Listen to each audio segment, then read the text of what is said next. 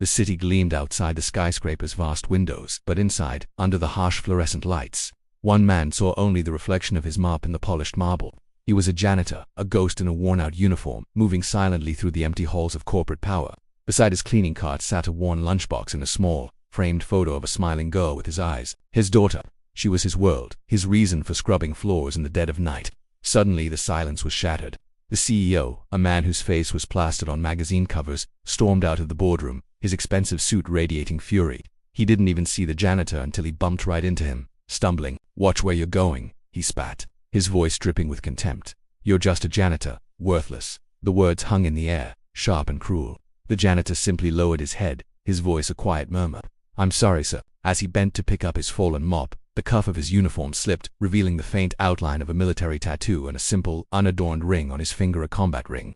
It was a detail no one noticed. The few security guards nearby just snickered, enjoying the show. The janitor ignored them all, his expression unreadable as he returned to his work. But his mind wasn't on the floor. It was miles and years away. Quick flashes, like lightning strikes in his memory. The deafening roar of an explosion. The grit of sand in his teeth as he dragged a wounded brother to cover. The weight of a fallen comrade's dog tags, pressed into his hand with a final, whispered plea. These were the ghosts he carried, far heavier than any cleaning cart. He worked to keep them at bay, to provide a peaceful life for his daughter, a life untouched by the shadows he walked through. Then, a piercing shriek cut through the building.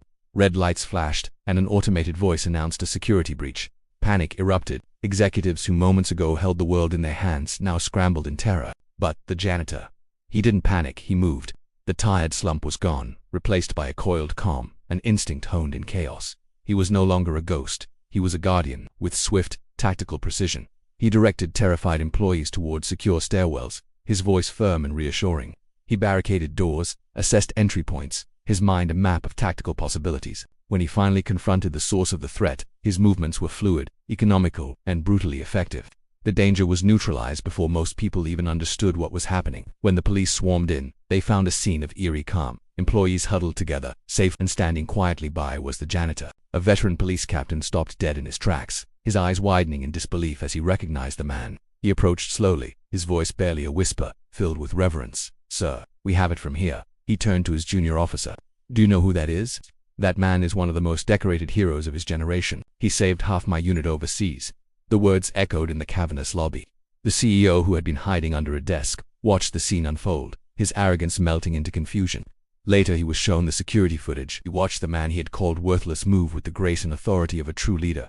He saw the janitor, not the uniform. He saw the hero, not the help. The next day the CEO held a press conference. In front of rolling cameras, he recounted the night's events and publicly apologized, his voice thick with shame. He offered the janitor a substantial reward, a promotion, anything. But the janitor wasn't there. He had already refused the money, quietly and respectfully. At that very moment, he was standing outside an elementary school, his face breaking into a warm, genuine smile as his daughter ran into his arms.